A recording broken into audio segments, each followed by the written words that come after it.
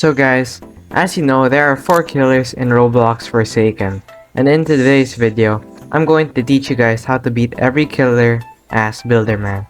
This video took a long time to make, and if you guys could like and subscribe, it would really help me. So with that out of the way, let's get this video started. Alright, let's start with the easiest killer to deal with, Jason. When it comes to Jason, there's only one question to ask yourself. Are you around your sentry? If yes, let's just say Jason really doesn't have the range to deal with 2 people at once, which really puts him in a bad situation, which often leads to you escaping from the killer. But let's say he doesn't go for your sentry. That's where the fun begins. All you have to do is loop around your sentry, and since he's too stubborn to destroy it, often leads to him wasting 30 seconds of his time. Now, if you don't have a sentry around you, it's pretty much a signal towards him saying, hey, I'm a free kill and there's nothing to defend me, because let's be honest, it's not easy to run away from someone with a speed advantage and a stamina advantage. Now, some other ways to deal with Jason is to make use of high ground. You're gonna hear this a lot in this video, but it really is just that good.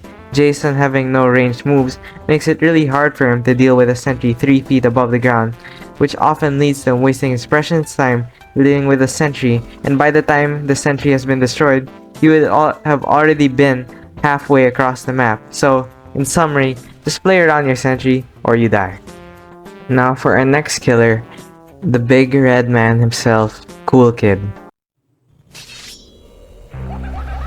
Cool Kid is a lot harder to deal with because there's no clear way to deal with him, since you can't really use high ground against him because he's the only killer in the game which has a range move which can shoot in any direction he pleases, which means say goodbye to your high ground sentry or any sentry in general, because after throwing that brick of his, it turns your sentry from a 2-hit to a 1-hit. This may not seem like a huge change, but trust me, it is, because those extra seconds that you can use to run away is just out the window. And did I mention that he has the same sprint speed as Jason, which makes him the second fastest killer in the game. So as soon as he deals with your 1-hit sentry, he could just go sprint at you, which makes the sentry useless, and then you end up dead. Now, there is one glimmer of hope. It's using the power of corners in the map. Since he's gonna deal with your sentry anyway, why not make it harder for him to do it? Unlike leaving your sentry in the open, corners make it a lot easier for you to run away. I don't know why this works, but it just does. This is the only way I've thought of for dealing with Cool Kid, but if you guys have any other suggestions, please comment down below because, it would really help. Now, for the biggest Roblox myth of all time, John Doe.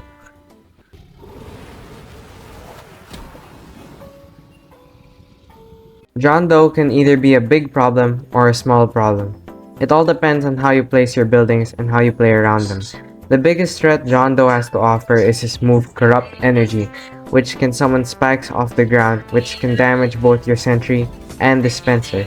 Sometimes, if John Doe hits his move correctly, he is able to destroy the sentry and dispenser in 1 hit.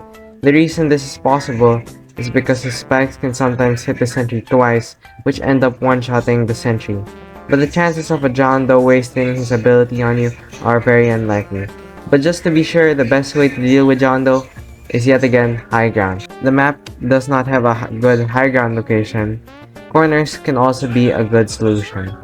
Also, keep in mind sometimes there will be a John Doe that takes advantage of your dispenser and places traps there, but just make sure to inform your teammates and relocate locations. I fell for this a couple times because I forgot to turn on the particles in settings, which, make a huge difference to your gameplay. Alright, now let's deal with our final killer, 1x1x1x1.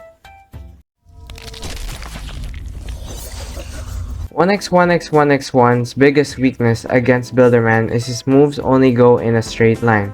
They can't be fired upwards, which means it's time to abuse high ground again. Since he can't shoot upwards, it's best to place most of your buildings on high ground, because doing that just negates 90% of his kit. But do not ever place your buildings too close to each other, because doing that will lead to him using his move Mass Infection, which is really good for dealing with Builderman's buildings, since it can pierce and it does 35 damage which destroys all Builderman's buildings in one shot. You might just be standing there and suddenly, bam, 35 damage to you and your buildings. So another tip to deal with that is to play away from your buildings, because the only way he can shoot your buildings from halfway across the map is using you as a guide to see you through the wall. But if you can stay away from your buildings, he can't tell where they are, which pretty much stops that plan altogether. But if there is no high ground, your buildings are kinda cooked.